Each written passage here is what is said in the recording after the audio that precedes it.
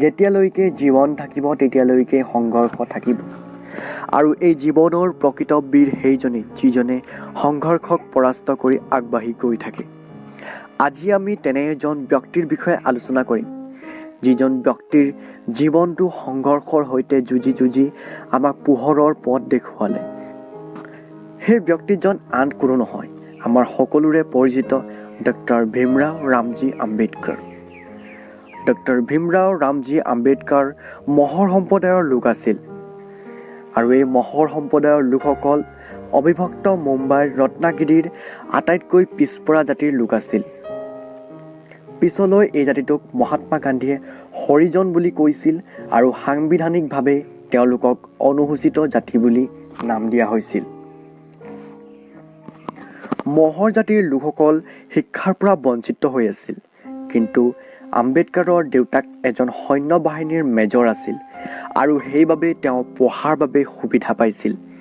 কিন্তু অতি নিজ জাতিৰ হোৱা বাবে তেওঁক ৰুমৰ এটা চুকত বহিব দিয়া হৈছিল আৰু শিক্ষকেও তেওঁৰ প্ৰতি কেতিয়াও গুৰুত্ব নিদিছিল।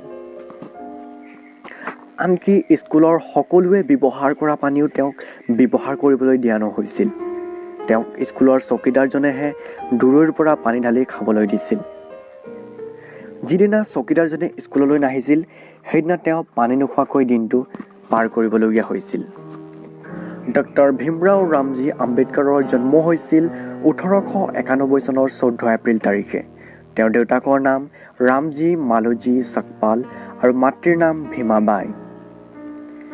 ৰত্নগিৰিতে তেওঁৰ প্ৰাইমেৰী শিক্ষা আৰম্ভ হৈছিল আৰু 1912 চনত তেওঁ মুম্বাইত এলফিনষ্টোন কলেজৰ পৰা স্নাতক পৰীক্ষাত উত্তীৰ্ণ হৈছিল।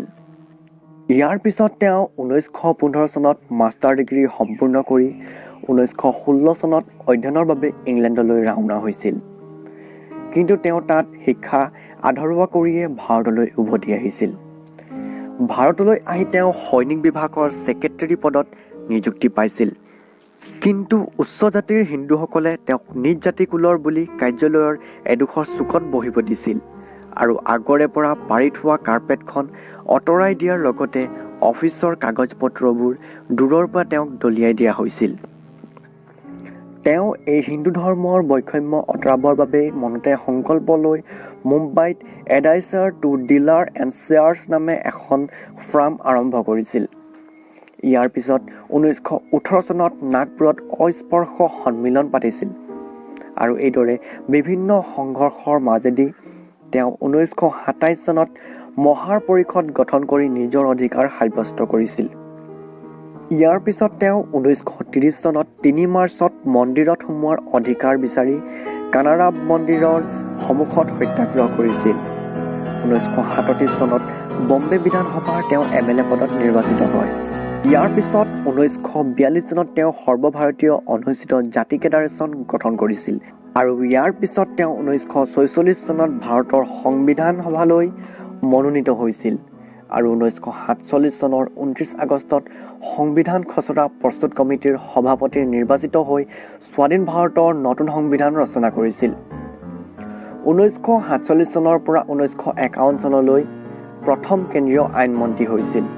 1955 চনত তেওঁ বুদ্ধিষ্ট ছ'চাইটি অফ ইণ্ডিয়া গঠন কৰে। 1956 চনত তেওঁ ৰাজহুৱাভাৱে বৌদ্ধ ধৰ্ম গ্ৰহণ কৰিছিল আৰু 1956 চনৰ 6 ডিচেম্বৰতে তেওঁ মৃত্যুবৰণ কৰে। আপোনালোকে যদি ডক্টৰ ভীমৰাও আম্বেদকাৰৰ বিষয়ে অধিক জানিব বিচাৰে তেন্তে তলত এটা লিংক দিয়া হৈছে, সেই লিংকটোত ক্লিক কৰি আপুনি তেওঁৰ বিষয়ে অধিক জানিব পাৰিব। গতিকে বন্ধুসকল, ডক্টৰ ভীমৰাও আম্বেদকাৰৰ জীৱনৰ কিছু কথা জানি আপুনি কেনে পালে কমেণ্টত জনাব। ভাল লাগিলে লাইক কৰিব, শ্বেয়াৰ কৰিব আৰু ছাবস্ক্ৰাইব কৰি ন'টিফিকেশ্যন বেল অন কৰিবলৈ নাপাহৰিব। ধন্যবাদ। জয় আই অসম।